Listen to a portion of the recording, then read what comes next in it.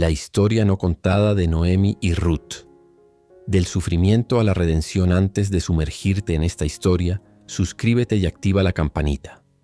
Tu clic impulsa este mensaje de fe y sabiduría hasta los rincones donde más se necesita. Gracias por ser parte. El sol se alzó pálido sobre Belén, pero aquella luz no llevaba vida. Revelaba una tierra resquebrajada con surcos que parecían heridas abiertas clamando por agua. Entre esas grietas una mujer temblaba, Noemí. El hambre había devorado el trigo, la fe y los sueños. Desesperada abrazó a su esposo Elimelec y a sus 2 hijos, Mahlón y Quilión, y emprendió la huida hacia Moab, un reino extranjero.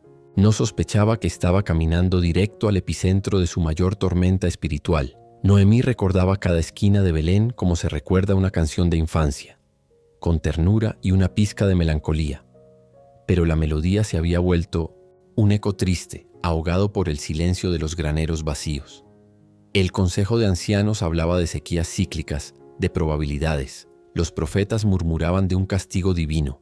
Las madres simplemente se aferraban a sus hijos con la esperanza de que un día más no significara una tumba menos. Fue en ese ambiente de resignación colectiva que Elimelec habló en voz baja, al borde de la madrugada. Nos vamos. No hubo discusiones. El hambre convierte la duda en un lujo. El camino a Moab no fue una simple migración, fue un éxodo íntimo, lleno de silencios y miradas furtivas hacia la tierra que se achicaba detrás. Cada monte dejado atrás era una despedida no pronunciada.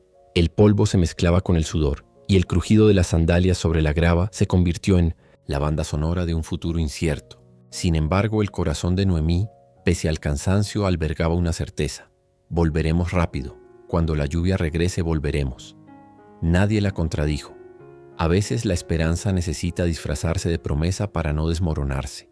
Llegaron a Moab casi sin fuerzas, pero fueron recibidos con una cordialidad inesperada. Elimelec negoció un pedazo de tierra pedregosa cerca de los cultivos de sorgo. No era Belén, pero olía a oportunidad. Sus hijos, aún jóvenes, aprendieron el idioma moabita con la naturalidad con la que los brotes encuentran la luz. Pronto, conocieron a 2 mujeres, Orfa, de ojos inteligentes y rostro sereno, y Ruth, de mirada intensa, casi desafiante. Las bodas se celebraron sin gran fasto, pero con un aire de renovación. Se llenó la casa de risas, de platos nuevos y de historias, contadas al anochecer. Durante un breve suspiro del destino, Noemí creyó que la vida se recompone si uno sabe esperar. Entonces, la primera grieta apareció donde menos se esperaba. Una fiebre repentina abatió a Elimelec. Los curanderos dijeron que era el aire del valle. Noemí sospechó que aquel polvo todavía olía a juicio. En cuestión de días, su compañero de vida, su cómplice de fe, partió sin más despedida que un suspiro. Aún así, ella se aferró a la voz de sus hijos. «Te cuidaremos, madre». Y en efecto, los jóvenes cargaron con la labor del campo y el consuelo del hogar. Pero la sombra no había terminado de caer.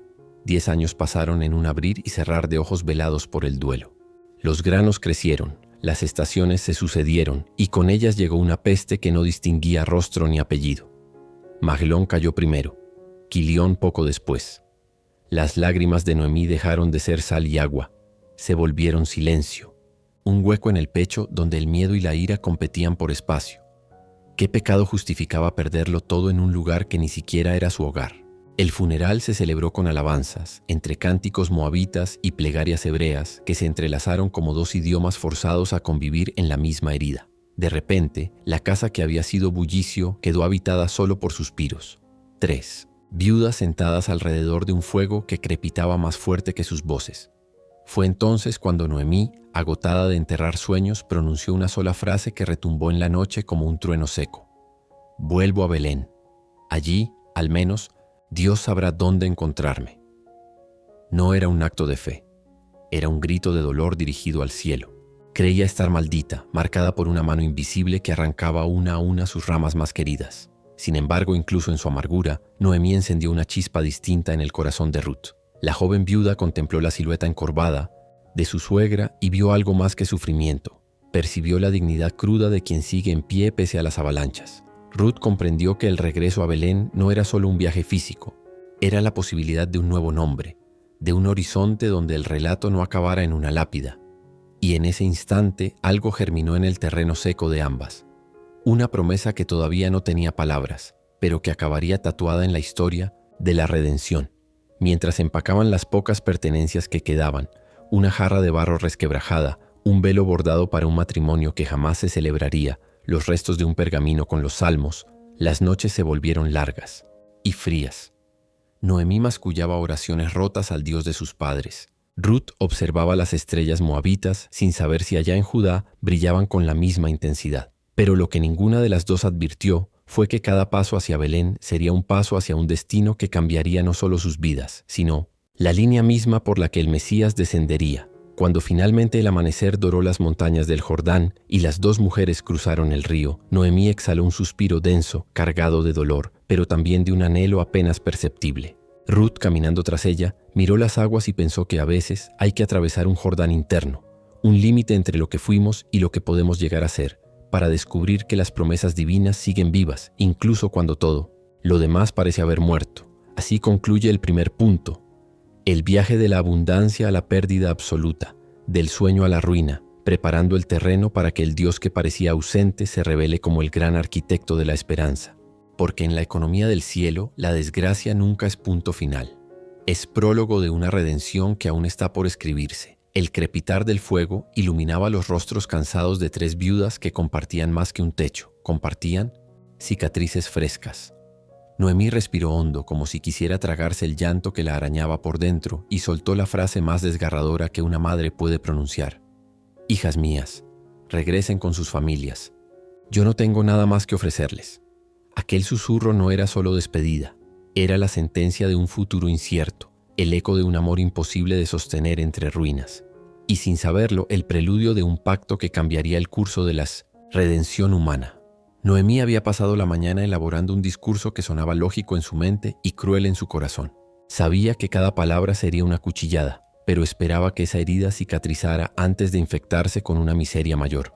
Cuando cayó la tarde, se colocó el manto raído que una vez usó en bodas y fiestas, ahora símbolo de todo, lo que había perdido. Y llamó a Orfa y a Ruth a la lumbre.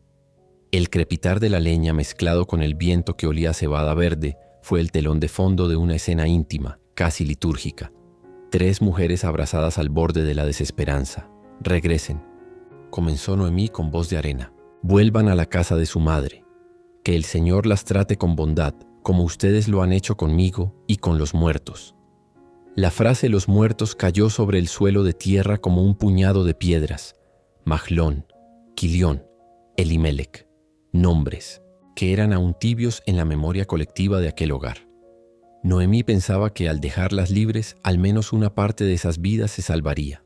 Tal vez Dios se apiadaría de dos jóvenes moabitas que todavía podían casarse, tener hijos, reír sin remordimientos. Orfa fue la primera en reaccionar. Rompió a llorar, se arrodilló, abrazó a su suegra y besó sus manos como si besara una reliquia. El pecho de Noemí se contrajo. Orfa no solo era su nuera, era la amiga que había sostenido su espalda cuando la fiebre se llevó a Mahlón. La voz que le cantó salmos en un idioma distinto porque sabía que la música alivia aunque las palabras no se entiendan. Sin embargo, la realidad golpeó con la frialdad de un martillo de hierro. Quedarse al lado de Noemí significaba una vida marcada por la indigencia y la marginación social en Judá. Moabitas y hebreos no se mezclaban. Los prejuicios estaban incrustados como espinas invisibles en la piel de ambas culturas. Después de un silencio espeso, Orfa se levantó, secó sus lágrimas y besó la frente de su suegra por última vez. Dio 3 pasos hacia la puerta, miró hacia atrás con los ojos del que quiere congelar un recuerdo y se perdió en la penumbra del camino a Quemos, su dios ancestral. Muchos la han juzgado, pocos han entendido la valentía que exige soltar la mano de quien amas para no arrastrarla a tu propia incertidumbre. Orfa representa a los que aman, pero no saben cómo luchar contra gigantes que llevan nombre de tradición y hambre. Ruth, en cambio, permaneció de pie, tan inmóvil que la llama de la antorcha parecía danzar solo para ella. Noemí le repitió, la oferta. Tu cuñada vuelve a su pueblo y a sus dioses. Regresa tú también. Ruth no respondió de inmediato. El silencio a veces es el laboratorio donde nace la convicción. En su mente se cruzaban imágenes. Las canciones de Mahlón sobre el Dios de Abraham, los proverbios que Noemí recitaba al amanecer. El rostro de la anciana al pronunciar la palabra amargura, como si fuese parte de su nombre. Entonces Ruth sintió algo que no supo describir con la teología de los hebreos ni con los ritos de Moab. Sintió un llamado, un fuego interno que ardía sin consumir, una certeza de que su lugar ya no estaba determinado por su geografía natal, sino por el latido que sincronizaba con el corazón roto de su suegra. Se inclinó hasta quedar a la altura de los ojos de Noemí y pronunció una de las declaraciones más poderosas jamás registradas en la Escritura. No insistas en que te deje y me aparte de ti, porque donde tú vayas, iré yo. Donde vivas, viviré. Tu pueblo será mi pueblo y tu Dios será mi Dios. Donde tú mueras, moriré, y allí seré sepultada. Que el Señor me castigue, y aún más si algo salvo la muerte llega a separarnos. El aire pareció espesarse como si las palabras tuvieran peso físico. Con cada frase, Ruth no solo renunciaba a su lengua materna, a sus tradiciones y a la protección de su familia. Estaba firmando un pacto de sangre con un futuro sin garantías. Para los oídos de Moab, aquellas promesas eran locura. Para los oídos de Israel eran una disonancia peligrosa. Pero para el cielo, esa fidelidad iba a convertirse en la cuerda roja que ataría la genealogía del rey David y siglos después, del Mesías. Noemí, atónita, intentó responder, mas las palabras se le agolparon en la garganta. ¿Qué se le dice a quien está dispuesto a hundirse contigo por amor? El dolor de perder a Orfa se mezcló con una oleada inesperada de gratitud. Dios, que parecía ausente, se manifestaba ahora en la forma de una joven extranjera dispuesta a caminar tras la sombra de una mujer rota. Noemí comprendió que discutir con Ruth sería un ultraje a esa fuerza invisible que la impulsaba. Simplemente asintió y un hilo de lágrimas recorrió las arrugas de su rostro como un riachuelo que encuentra cauce después de una larga sequía. El viaje de regreso comenzó al alba siguiente. Las dos figuras avanzaban por el antiguo camino de los comerciantes, con la silueta de las montañas de Judá a lo lejos. Cada paso era un desafío logístico, dónde dormir, qué comer, y un desafío moral, cómo soportar las miradas de desprecio que ambas recibirían. Ruth, sin embargo, no parecía flaquear. Clavaba su mirada en el horizonte, como quien ve una promesa escrita en la curvatura del cielo. Noemí, pese a la amargura que le pesaba en los huesos, empezaba a percibir una leve brisa de esperanza. Si alguien estaba dispuesto a amarla sin condiciones, quizás Dios tampoco la había olvidado. Mientras pasaban por los poblados fronterizos, los rumores corrían como pólvora. Una viuda hebrea regresa empobrecida, acompañada por una moabita. Algunos las miraban con curiosidad, otros con franca hostilidad. Ruth respondió cada gesto, con una dignidad que desarmaba prejuicios. Ayudaba a levantar cántaros derramados, compartía la poca agua que llevaba, sonreía a los niños que corrían tras ellas. Noemí observó en silencio. Aquella muchacha encarnaba una bondad que ella creía extinta en su propio corazón. Algo se había encendido, y aunque Noemí aún se llamaba a sí misma Mara, la dulzura empezaba a filtrarse de nuevo por las grietas de su espíritu. Al caer la tarde del quinto día de camino, divisaron a lo lejos el contorno familiar de Belén. El viento traía consigo el aroma a trigo tierno, un olor que evocaba cantares antiguos y fiestas prenupciales. Noemí se detuvo un instante, sintiendo que sus rodillas temblaban. Regresaba no como la esposa próspera que se fue, sino como la viuda que la gente señalaría. Ruth colocó su mano sobre el hombro de la anciana y, sin decir palabra, compartió el peso de la vergüenza que amenazaba con aplastarla. Ocurrió entonces otro milagro silencioso. La vergüenza, dividida entre dos, se volvió más liviana.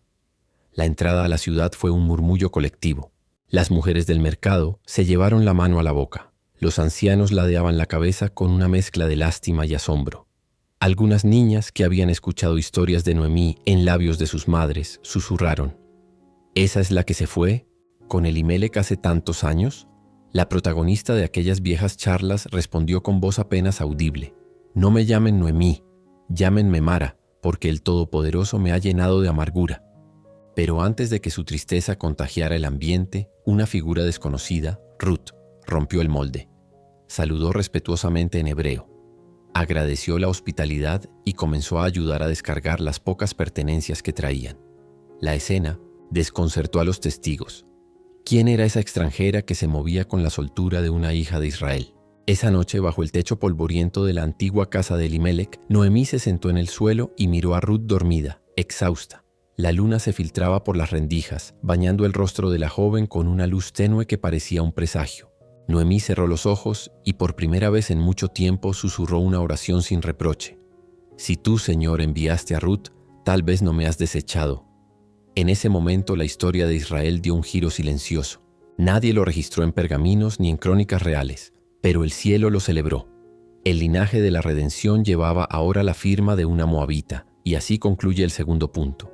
La escena donde la lealtad desarma la lógica, donde el amor adopta forma de pacto irrevocable, y donde el destino de dos viudas se fusiona en un solo sendero que conducirá, sin que ellas lo sepan aún, al corazón mismo del plan divino para la humanidad. El polvo del camino aún ardía en sus sandalias cuando el arco de la muralla de Belén emergió ante sus ojos como un espectro del pasado. Noemí sintió que el corazón se encogía. Cada piedra guardaba un recuerdo. Cada callejuela le susurraba un nombre que ya no existía. A su lado Ruth, la forastera, alzó la vista con mezcla de asombro y temor. Las puertas de la ciudad parecían un umbral entre dos mundos, y ninguna de las dos sabía si al cruzarlo encontrarían acogida o un juicio implacable.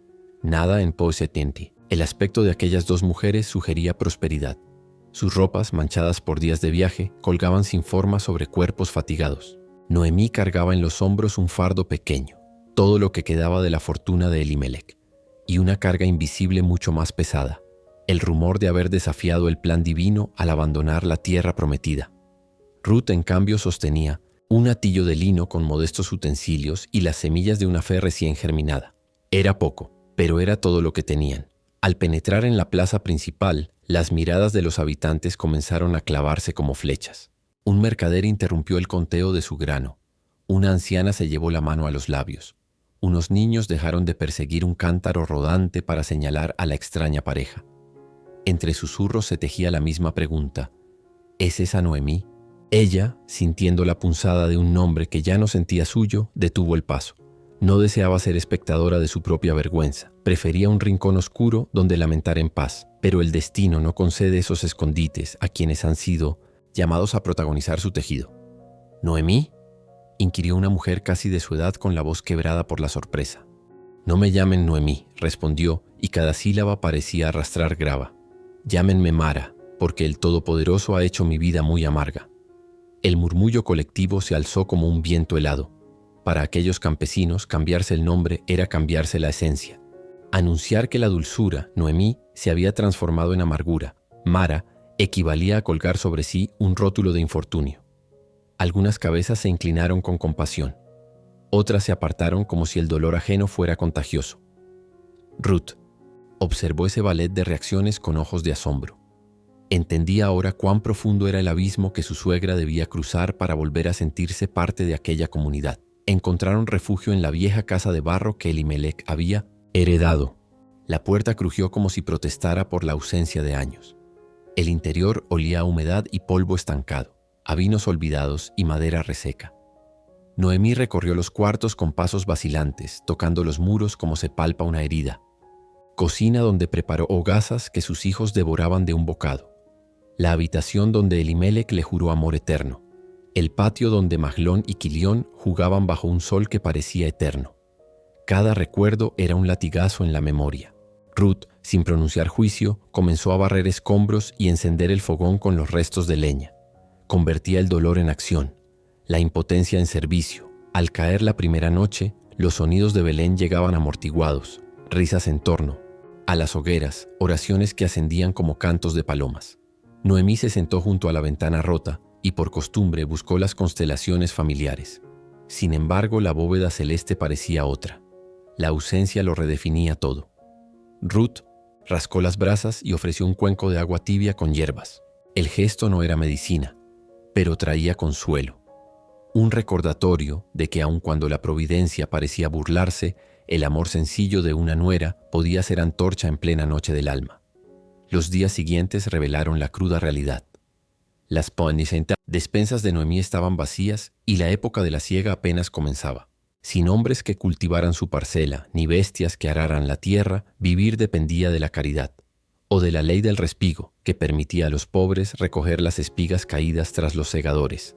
Para Noemí, esa idea era una humillación.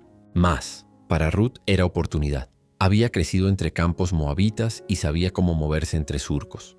Al alba del tercer día, se envolvió en un manto sencillo, cubrió su cabello con un pañuelo y se preparó para salir a los trigales. «Hija mía», susurró Noemí con voz ronca por el insomnio. «Quizá algunos no verán con buenos ojos a una moabita andando entre sus sembrados». «Iré con cuidado», respondió Ruth inclinándose. «Y el Dios a quien he jurado fidelidad velará por mí». Esa determinación sorprendió a Noemí tanto como la conmovió. Recordó los tiempos en Politician Place que ella misma hablaba con esa seguridad, antes de que la hambruna y la muerte desgarraran su confianza. Observó a Ruth cruzar el umbral y por un instante vislumbró en la silueta de la joven el rastro de un designio divino que escapaba a su comprensión. Mientras Ruth caminaba por los linderos del pueblo, algunos agricultores la saludaban con cautela, otros susurraban bromas teñidas de prejuicio, pero ella mantenía la cabeza erguida, como si cada paso marcara un verso de un salmo silencioso.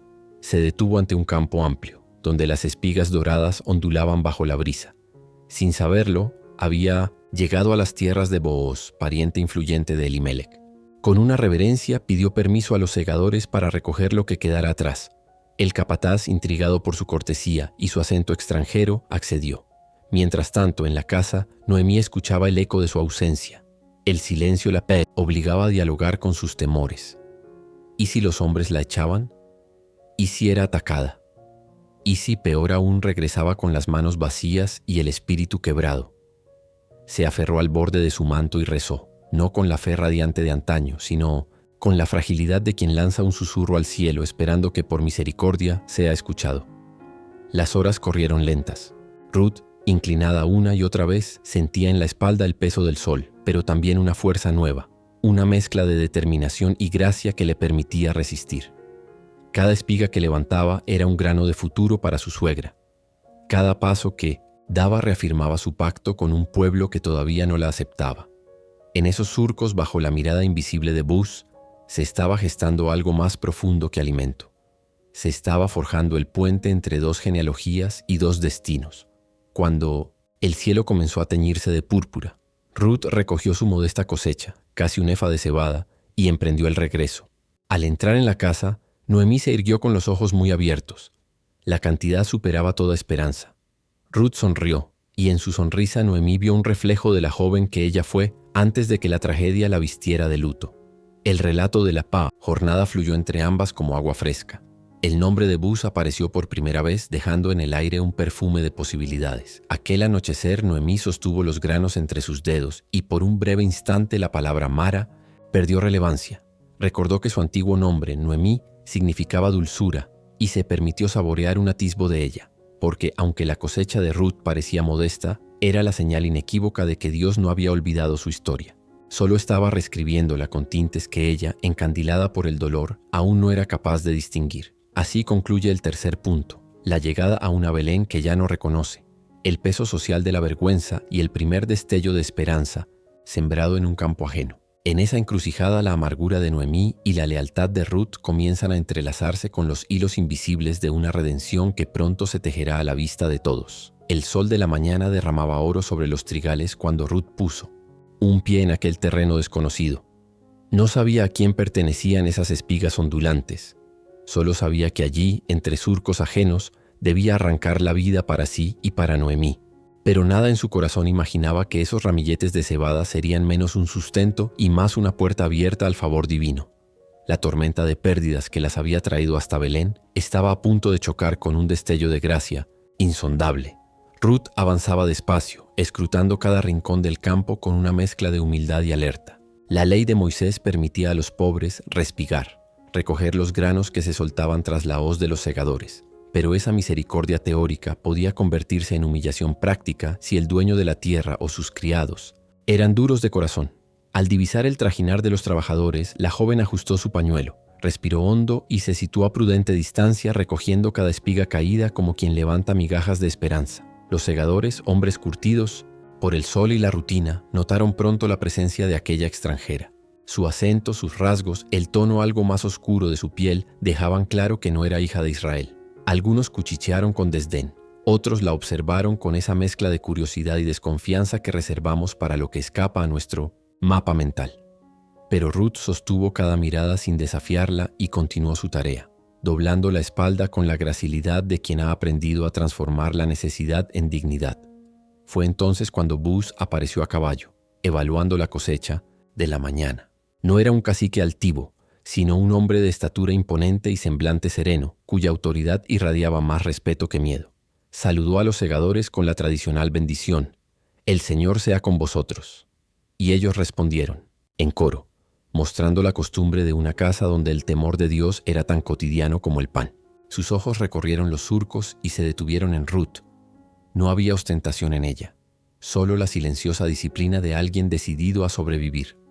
Booz arqueó una ceja e hizo la pregunta que cambiaría la trama de la historia.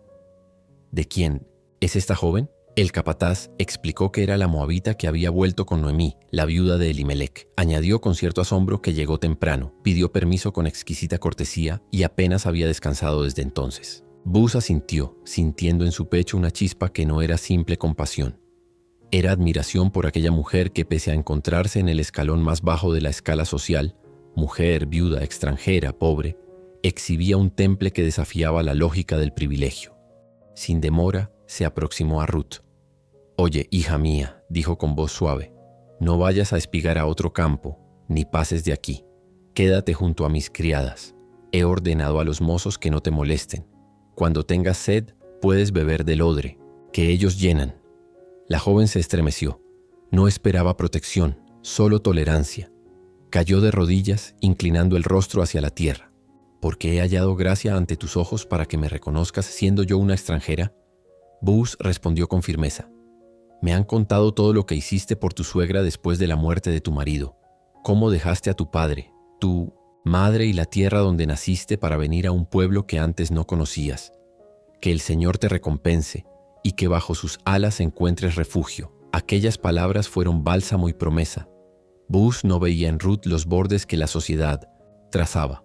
Veía la esencia de una fe naciente que lo conmovía más que las apariencias. Ordenó entonces a sus segadores que dejaran caer a propósito manojos completos para que ella los recogiera sin dificultad, instruyéndolos a no avergonzarla. Ruth, sin percatarse del gesto deliberado, notó que las espigas parecían multiplicarse ante sus pasos y que ningún insulto le rozaba los oídos.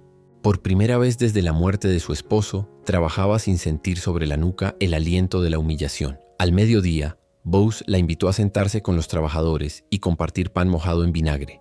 Un almuerzo simple pero cargado de significado. La mesa era la frontera simbólica que separaba a los propios de los extraños. Ruth, ruborizada, aceptó. Él mismo le alcanzó grano tostado y ella comió hasta saciarse y aún le sobró para Noemí. En aquel instante, la división entre amo y jornalero se difuminó. Eran dos almas sosteniendo un diálogo tácito sobre lealtad, honra y gracia. Las horas de la tarde se deslizaron lentas. Cada espiga que llenaba el saco de Ruth pesaba menos que la gratitud que llenaba su pecho. Mientras tanto, Booz, desde la distancia, la contemplaba con un respeto que pronto comenzaría a germinar en afecto. Sabía de la antigua cercanía con Elimelec y del derecho de redención que la ley otorgaba a los parientes. Sin embargo, no se precipitó. Era un hombre de procesos correctos. Antes de cualquier gesto, velaría por la integridad de aquella mujer y la reputación de su familia. Cuando el sol descendió detrás de las colinas, Ruth volvió a la casa de Noemí con casi un efa de cebada, más de 20 kilos, una cantidad que excedía con creces el fruto habitual de un día de respigo. La anciana, al verlo, alzó los ojos al cielo con incredulidad. La muchacha relató el trato de Booz, su amabilidad y su bendición. Al oír el nombre, Noemí sintió un estremecimiento. Booz era pariente cercano, un Goel, un posible redentor. Las piezas del rompecabezas comenzaron a encajar en su mente fatigada. El Dios que creía ausente estaba tejiendo, hilo a hilo, una narrativa de restauración. Esa noche encendieron la lumbre y hornearon pan recién molido. Entre el aroma del grano y el chisporroteo de la leña, Noemí narró a Ruth las antiguas leyes de Israel sobre el pariente redentor y el levirato. Explicó que Booz tenía el derecho y quizás la voluntad de casarse con ella para preservar el nombre y la herencia de Mahlón. Ruth escuchaba con ojos brillantes, no por ambición, sino por la intuición de que ese camino podría ser el sendero designado por el Dios al que se había consagrado. Antes de dormir, Noemí contempló el rostro sereno de Ruth y palpó, al fin, la diferencia entre resignación y esperanza. Su amargura no desapareció de golpe, pero se resquebrajó lo suficiente para que un hilo de luz penetrara. Recordó que cuando salió de Belén, buscó pan y encontró duelo. Ahora, al regresar, vacía, hallaba abundancia por medio de la fidelidad de una extranjera. Comprendió que el Altísimo no se limita a restaurar lo perdido, se deleita en hacerlo a través de instrumentos inesperados, de vasos que el mundo desprecia. Ruth, por su parte, se durmió con las manos cansadas y el corazón latiendo con fuerza nueva. Cada crujido de la casa parecía cantar que aunque los hombres midan la valía en pergaminos de linaje, el cielo mide el corazón. Y así, en un humilde campo de cebada se había sembrado la semilla de una genealogía que un día entronizaría al rey David y siglos más tarde alumbraría al Salvador del mundo. Así concluye el cuarto punto. El escenario donde la providencia se disfraza de cosecha, la gracia se manifiesta en la hospitalidad y la lealtad de Ruth comienza a recibir su respuesta celestial. El dolor de ayer se transfigura en provisión hoy, y detrás de cada espiga recogida late la promesa de una redención que muy pronto será proclamada ante toda la ciudad. La luna creciente bañaba los graneros de Booz con una luz plateada que hacía brillar los montones de cebada como tesoros recién desenterrados. En la penumbra, Noemí se inclinó sobre Ruth y con un susurro cargado de una extraña mezcla de temblor y determinación, le reveló un plan. Esta noche irás a la era, te acercarás en silencio cuando él duerma y descubrirás sus pies. Aquellas palabras, tan arriesgadas como sagradas, latían entre las dos mujeres como un corazón nuevo, dispuesto a desafiar la pobreza, la tradición y el futuro mismo. El aire fresco de la cosecha flotaba en Belén con una notoria sensación de cierre. La época de siega había culminado y era costumbre celebrar con una cena festiva antes de amontonar el grano. Booz, como patriarca diligente, presidía la velada en su era, una explanada junto al campo donde los jornaleros aventaban la cebada a la brisa nocturna para separar el grano de la paja. Sobre las antorchas danzaban sombras que se alargaban como gigantes, mientras el vino corría en copas humildes y el aroma a grano tostado se mezclaba con carcajadas satisfechas. Aquella misma tarde, Noemí había observado desde la ventana cómo Booz supervisaba los preparativos. En su memoria surgió un pasaje de la Torá. El pariente más cercano estaba llamado a redimir la propiedad y el linaje del difunto. El corazón de la anciana se agitó con una intuición santa. Quizás Dios le mostraba el camino para garantizar a Ruth un futuro seguro y preservar al mismo tiempo el nombre de Mahlón. Pero no bastaba con esperar. Era preciso actuar. Cuando Ruth regresó del campo, Noemí la esperaba junto a la lámpara de aceite, con un par de vestidos sencillos sobre el regazo y un frasco de aceite perfumado que había guardado para un día de alegría. Sin preámbulos delineó el plan: lavarse, ungirse y vestir su mejor ropa, no de gala ostentosa sino de pulcritud y dignidad. Después debía dirigirse a la era y esperar hasta que Booz comiera, bebiera y se recostara, junto al grano. Entonces, con sigilo, destaparía sus pies y se recostaría allí, señal de humildad y petición de cobertura protectora. Para mentes modernas, tal acto podría parecer escandaloso. Para la cultura hebrea, era un gesto cargado de simbolismo. Ponerse a los pies de alguien pedía amparo, como el polluelo que busca refugio bajo el ala de la madre. Aún así, el riesgo era alto. Si Booz interpretaba mal el gesto, la reputación de Ruth y de Noemí podría quedar arruinada. Pero la fe, cuando madura en el crisol del sufrimiento, aprende a distinguir la audacia divina de la mera imprudencia. Ruth escuchó atentamente. No discutió, solo asintió con la serenidad de quien reconoce en las palabras de la suegra un eco de la voz de Dios. Mientras se lavaba, recordó la primera vez que vio agua pura caer sobre su piel moabita en los baños, rituales de Israel. Aquella noche el agua no solo eliminaba el polvo, sino el miedo. Vertió el aceite aromático sobre su cuello, un olor tenue a mirra y nardo, y se ciñó uno de los vestidos intactos, prenda modesta que sin embargo la envolvía como una promesa de nuevo comienzo. Al salir, la brisa nocturna agitó las hojas de olivo. Cada paso que la separaba de la era un latido que marcaba la orquesta silenciosa del cielo. Desde un promontorio pudo ver el resplandor de las antorchas y escuchar el rumor de canciones antiguas. Esperó a prudente distancia, oculta tras un algarrobo, hasta que las risas se fueron apagando y los trabajadores buscaron sus mantas junto a los montones de trigo y cebada, confiando en que la presencia del dueño ahuyentaría a los ladrones. Booz, satisfecho con la abundancia de la cosecha y el agradecimiento de sus hombres, se apartó a un extremo de la era, acomodó su manto junto a un gran montón de cereal y, tras agradecer al Altísimo, se dejó vencer por el cansancio. La luna ya había subido alto cuando sus respiraciones se hicieron más profundas, señal de que dormía. Ruth emergió de la sombra. Sus sandalias apenas rozaban la tierra, temerosa de quebrar el silencio. Las brasas agonizantes dibujaban contornos rojizos. El perfume del cereal recién aventado envolvía el ambiente con una calidez casi maternal. Con manos que temblaban, no de duda, sino de reverencia, Ruth descubrió los pies de Buzz y se recostó transversalmente, cubriéndose en parte con la punta del manto, en gesto humilde de súplica. Allí, bajo la bóveda celeste, su respiración comenzó a sincronizarse con la del hombre, como si el destino los acunara en un mismo compás. Pasada la medianoche, una brisa fría rozó los pies de Buzz y lo despertó. Confuso, se incorporó y divisó una silueta junto a sus piernas. «¿Quién eres?», murmuró, conteniendo el sobresalto. Ruth respondió con voz baja pero firme. «Soy Ruth, tu sierva. Extiende el borde de tu manto sobre mí, porque tú eres pariente redentor». La petición breve pero cargada de derecho legal y confianza espiritual atravesó la noche como una flecha de luz. Buzz reconoció de inmediato la naturaleza sagrada de aquel gesto. Su reacción fue un himno a la nobleza. «Bendita seas del Señor, hija mía. Has mostrado tu bondad ahora más que al principio, pues no has ido tras jóvenes, pobres ni ricos. No temas, haré por ti todo lo que me pidas, porque todo mi pueblo sabe que eres mujer virtuosa». Sin embargo, añadió una cláusula crucial. Existía un pariente más cercano. Si él quería redimirla, tendría prioridad. Buzz prometió que resolvería el asunto al amanecer, y mientras tanto, le pidió que permaneciera hasta el alba para evitar murmuraciones. Luego le ofreció grano, 6 medidas de cebada, como señal de su compromiso y guía. Ruth regresó a Belén con el corazón henchido y el brazo pesado por el regalo. Entró sigilosamente en la casa. Noemí aún velaba, como la centinela que guarece la esperanza.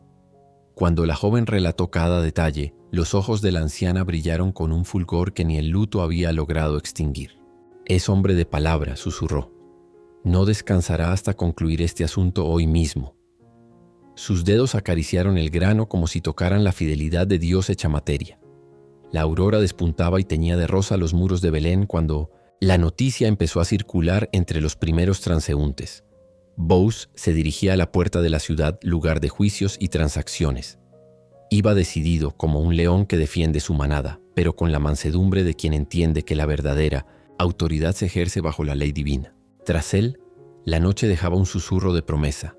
La historia que había comenzado en un éxodo de hambre y viudez estaba a punto de virar hacia un acto público de redención y honra. En aquel instante, mientras la ciudad despertaba, Ruth envolvía las 6 medidas de cebada en un paño y las colocaba sobre la mesa. Cada grano era un sello, un voto silencioso de que el Dios de Israel no escribe finales trágicos sin reservar para sí la última palabra. Noemí, contemplando a su nuera, no como a una forastera, sino como a una hija, percibió con claridad la diferencia entre atrevimiento y obediencia. La fe auténtica convierte lo imposible en ruta transitable. Así concluye el 5º punto. La noche en que la valentía de 2 viudas se alinea con la providencia, la humildad se reviste de audacia y el borde de un manto se convierte en puente entre la miseria y la promesa. Un plan nacido en la amargura se alza ahora como estandarte de confianza, preparando el escenario para la redención pública que transformará para siempre sus nombres. Y la historia de la salvación. Los martillazos del herrero aún retumbaban en los callejones cuando Buzz se plantó frente a la puerta de la ciudad. El aire helado de la aurora condensaba su aliento en nubecillas que subían como oraciones mudas hacia un cielo todavía violáceo. «Hoy se hace justicia», murmuró, clavando la vista en el banco de piedra donde los ancianos iban a sentarse. Cada latido era un tambor anunciando veredicto. O Ruth quedaría cobijada bajo sus alas, o la esperanza se desgajaría para siempre, ante toda Belén. La puerta principal de Belén no era simple acceso. Era tribunal, mercado y parlamento improvisado donde se dictaban sentencias, se cerraban negocios y se registraban genealogías. Aquella mañana Buzz llegó primero, ceñido, con su manto de lana, los ojos firmes y el pulso acelerado. Mandó llamar a 10 ancianos, testigos oficiales, y a Top, el pariente más cercano de Elimelech, cuya prioridad legal eclipsaba la suya. Cuando todos ocuparon el semicírculo de piedra, Buzz expuso el caso. Noemí deseaba vender las parcelas de su difunto esposo. «Si quieres redimirla, hazlo delante de estos testigos», dijo. «Pero si no, dímelo, porque tras de ti vengo yo». Top, calculador, vio solo tierra fértil y respondió enseguida: «Yo la redimiré». Un murmullo recorrió la multitud. Entonces Buz añadió la cláusula clave: el día que compres el campo, adquirirás también a Ruth la moabita, viuda de Mahlón, para perpetuar el nombre del difunto. El rostro de Tob se crispó. Redimir significaba casarse con una extranjera y engendrar un heredero que llevaría el apellido de otro, diluyendo la herencia propia. Tras un silencio pesado, negó con la cabeza. No puedo. Pondría en riesgo mi herencia. Redímela tú. Según costumbre, el pariente renunciante se quitó una sandalia y se la entregó a Buz, declarando públicamente que cedía su derecho. Buz alzó la sandalia ante los testigos y proclamó: vosotros sois testigos de que adquiero de Noemí todo lo que fue de Elimelec, de Quilión y de Mahlón, y tomo a Ruth por esposa para que el nombre del difunto no sea borrado. Un coro de amén selló la transacción. Los ancianos bendijeron: que el Señor haga a esta mujer como a Raquel y Lea, que tu casa sea como la de Fares. Rumores volaron por las calles. Booz desposaría a la moabita. Mientras él regresaba con la sandalia trofeo en la casa de Mino Metesente, Noemí la noticia llegaba como ráfaga de luz. La anciana alzó las manos. Bendito sea el Señor que hoy no nos dejó sin redentor. Ruth, entre lágrimas de asombro, se arrodilló. La sandalia polvorienta, símbolo de camino y derecho, se convirtió en reliquia de misericordia. Siguieron días de bodas modestas pero intensas. Lino remendado para el vestido, panes recién horneados, flores silvestres decorando la casa. Bajo un velo translúcido, Ruth cruzó el umbral. Buz la esperaba con un resplandor que ninguna antorcha igualó. El compromiso quedó pronunciado ante la asamblea, y la hija de Moab se convirtió en matriarca de Judá. Meses más tarde nació Obed. Al ponerlo en brazos de Noemí, la anciana exclamó: la vida venció a la muerte. El nombre extinguido revive. Las mujeres del pueblo dijeron: Noemí tiene un hijo. Con Obed nacería Isaí, de Isaí, David, y siglos después, en esa misma Belén, el Mesías. Así, una sandalia quitada y un acto de lealtad femenina se entrelazaron en el telar divino para tejer la corona de la redención final. Así concluye el sexto punto. La escena pública donde la misericordia derrota al cálculo, la justicia se besa con la gracia y una sandalia gastada se convierte en llave de destinos eternos. El honor de Elimelec queda restaurado. La viudez de Ruth se viste de gloria y la amargura de Noemí se transforma en cántico, dejándonos a un paso del desenlace y las lecciones que resonarán por generaciones. Durante los primeros instantes, el llanto del recién nacido Obed se mezcló con las risas de Noemí y las bendiciones de las vecinas, llenando de un perfume de redención las calles polvorientas de Belén. Allí, en la misma aldea que no mucho tiempo antes había sido testigo del hambre y del duelo, un pequeño sonido marcaba ahora el compás de un futuro impredecible. De aquellas lágrimas surgiría un rey, y de ese rey brotaría la esperanza mesiánica que siglos después abrazaría a toda la humanidad. El eco de aquel llanto infantil, mezcla de vida nueva y promesa antigua, anunciaba que la mano de Dios jamás deja sin respuesta a quienes se atreven a creer más allá de la angustia. Cuando las mujeres acomodaron a Obed en los brazos de Mnemotos, Noemí, la anciana, sintió que cada arruga de su rostro, grabada con penas y despedidas, se alisaba un instante bajo el peso cálido de la criatura. Fue como si todo el dolor atravesado en Moab, toda la amargura que la empujó a cambiar de nombre, encontrara de pronto una explicación en la ternura de aquel cuerpecito. Ruth, contemplando la escena, apretó los labios con un temblor que era puro asombro.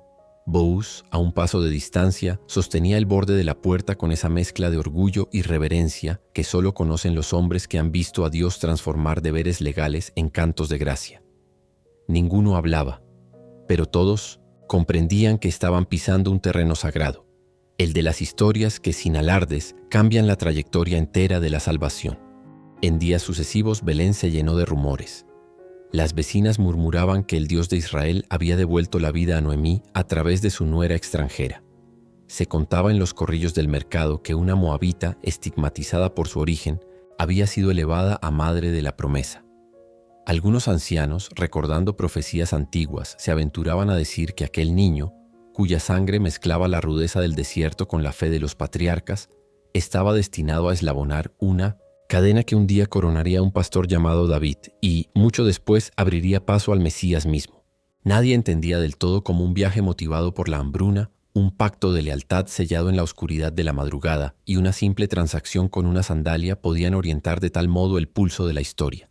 Pero todos intuían que en los vericuetos de la providencia las puntadas más finas se dan lejos de los reflectores y que la gloria se escribe con tinta invisible sobre trapos de cocina, surcos de campo y cunas improvisadas. Noemí, cada vez que arrullaba a Obed, revivía su itinerario. Recordaba la tierra agrietada de Belén que la forzó a marcharse, la mirada difusa de Elimelec al sucumbir a la fiebre, las tumbas de sus hijos marcadas con piedras anónimas en Moab. También evocaba la voz de Ruth. Tu pueblo será mi pueblo, y tu Dios será mi Dios. Frase pronunciada sin retórica, pero capaz de torcer la aritmética de la pérdida y multiplicar la esperanza. Ahora comprendía que el sufrimiento no había sido una sentencia final, sino una invitación a ver la fidelidad de Dios en una escala jamás imaginada. De su boca ya no salían lamentos, sino susurros de gratitud. Se había convencido de que el Altísimo no desperdicia ninguna lágrima, y de que detrás de las noches más densas se fraguan los amaneceres que alumbran a multitudes. Mientras tanto, Ruth transitaba su nueva temporada con la misma humildad que la había llevado a los campos de espigas. Sustentaba la casa, alimentaba al niño y servía al pueblo sin reclamar honores. Había entendido que la lealtad cotidiana, ese amor que se manifiesta barriendo pisos y repartiendo pan, rebasa en impacto a los discursos más elocuentes. Su historia enseñaba que la fe no conoce fronteras raciales ni culturales, que el corazón dispuesto abre puertas que las genealogías cierran y que el reino de Dios se construye con yeso de misericordia, no con ladrillos de favoritismo. Cada vez que alguien la miraba con suspicacia a causa de su origen moabita, ella respondía con una cortesía apacible que desarmaba los prejuicios y recordaba que la gracia camina con acento extranjero. Boaz, por su parte, convirtió su autoridad en paraguas para los vulnerables. No dejó que el título de redentor se quedara en un mero trámite. Inauguró una práctica de justicia visible. Pagaba salarios justos, dejaba parcelas para los necesitados y abría su mesa a forasteros. En la puerta de la ciudad, donde una vez levantó la sandalia renunciada, se convirtió en referencia de integridad. Comprendió que la redención auténtica es legal, afectiva y pública. No basta con amar en secreto ni con obedecer sin corazón. La misericordia debe firmarse ante testigos y plasmarse en acciones que dignifiquen también a los que miran desde fuera. Con el paso de los años, Obed aprendió sus primeros pasos entre sacos de cebada y cánticos de gratitud. Isaí, su hijo, heredaría esa misma mezcla de trabajo y adoración. Y David, nieto de Obed, sería forjado en la alabanza nocturna de los pastizales, llevando en la sangre la memoria de una anciana restaurada y de una extranjera valiente. Así, cada generación transmitía una antorcha que, encendida de amor y justicia, alumbraría finalmente un establo en la misma Belén, la noche en que la palabra se hizo carne y habitó entre nosotros. Todo comenzó con gente común que se atrevió a dar pasos extraordinarios en medio de circunstancias ordinarias. Quien escucha hoy este relato, quizás sentado frente a una pantalla, atravesando un luto inesperado o una crisis financiera, puede extraer un hilo de oro para su propia urdimbre. El dolor nunca es el epílogo cuando la pluma está en manos de Dios. La fidelidad silenciosa es un idioma que el cielo traduce en victoria. Los muros que levantan los hombres se desmoronan ante la gracia. La justicia se vuelve más hermosa cuando abraza la ternura, y la acción audaz, arropada en oración, provoca que las puertas se abran sin violencia. Noemí, Ruth y Boaz no dispusieron de milagros espectaculares. Su grandeza fue obedecer en lo cotidiano, amar cuando costaba, arriesgar el nombre por la honra ajena. Así construyeron un hogar que terminó siendo cuna de reyes. Si hoy te llamas Mara porque la amargura te rebajó el nombre, recuerda a Noemí. La dulzura puede volver a tus labios cuando menos lo esperes. Si te sientes forastero, como Ruth, no. Olvides que la mano de Dios no discrimina nacionalidades cuando encuentra un corazón dispuesto. Y si tu posición se asemeja a la de Boaz, usa tu influencia para extender mantos de dignidad sobre quienes más la necesitan, porque el eco de tus decisiones resonará en generaciones que todavía no nacen. Así como un bebé en brazos de una anciana selló un linaje de salvación, cada acto de gracia que sembremos hoy puede ser la semilla de la próxima victoria divina sobre la sombra. De este modo, la saga que comenzó con hambre y destierro culmina con plenitud y pertenencia. Las ruinas se convirtieron en cimientos, los lutos en cantos, las despedidas en abrazos. Y la historia de Noemí y Ruth, lejos de quedarse atrapada en las páginas de un pergamino antiguo, nos invita a vivir con la certeza de que cuando el sufrimiento se abraza con la lealtad y la justicia camina tomada de la misericordia, la redención se vuelve inevitable, una y otra vez hasta que la eternidad amanezca por completo. Si esta historia tocó tu corazón, déjanos tu comentario y comparte este video para que más personas descubran el poder de la fe y el amor verdadero. Gracias por estar con nosotros y nos vemos en la próxima historia.